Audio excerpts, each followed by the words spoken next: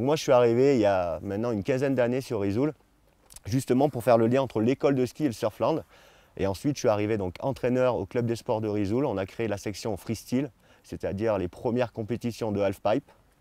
Et c'est comme ça que tout a commencé. Il y a un enfant du pays, Alouan Ricardi, que j'ai connu ici dès que je suis arrivé à Risoul. Donc à l'époque, il avait 8 ans, donc ça a été un de mes premiers élèves au club des sports de Risoul.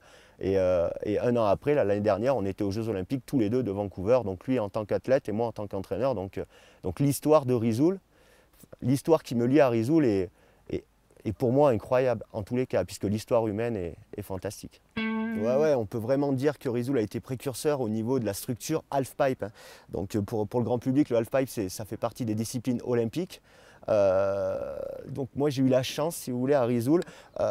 Dès que le snowpark est arrivé, on avait Guillaume Chastagnol qui était à Risoul, qui a fait les premières Olympiades à Nagano et qui avait déjà un pipe à sa disposition sur Risoul. Donc ça c'est les années 98, 96, 98. Donc à l'époque, à part Avoria, en France, il n'y avait pas d'autre pipe. Donc déjà, on était précurseurs. Et ce qui s'est passé à un moment donné, c'est qu'il y a eu des immeubles qui ont été faits sur Risoul. Donc il y a eu un amas de terre qui a été en surplus. Et à l'époque, Jean-Pierre Dubos, donc directeur de la station, et Roland Bernaudon, qui était responsable des pistes, m'ont offert un halfpipe aux dimensions à l'époque internationales, puisqu'on a fait les premières Coupes de France et les premières Coupes d'Europe sur Risoul.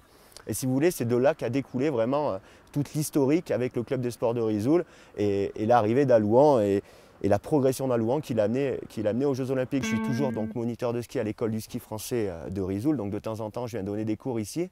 Ça me permet de me ressourcer, ça me permet de retrouver mes racines, parce que c'est vrai qu'on vit tellement de choses extraordinaires que ça fait du bien de se poser, puis revenir à la réalité et se remettre en question, puisque c'est quand même la base de notre métier, se remettre en question. Je pense qu'être entraîneur, c'est cette base. Et c'est vrai que chaque fois que je reviens à Risoul, je retrouve vraiment cette dynamique.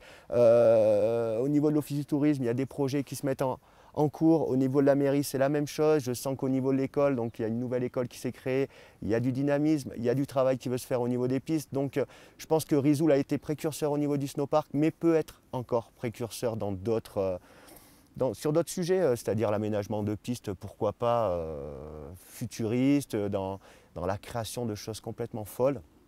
Et c'est pour ça que je veux vraiment garder ce lien avec Risoul et ce lien avec les Hautes-Alpes, parce que voilà, hein, je suis risoulin, haut-alpin, et c'est important pour moi de défendre haut et fort les couleurs de mon département et de ma station.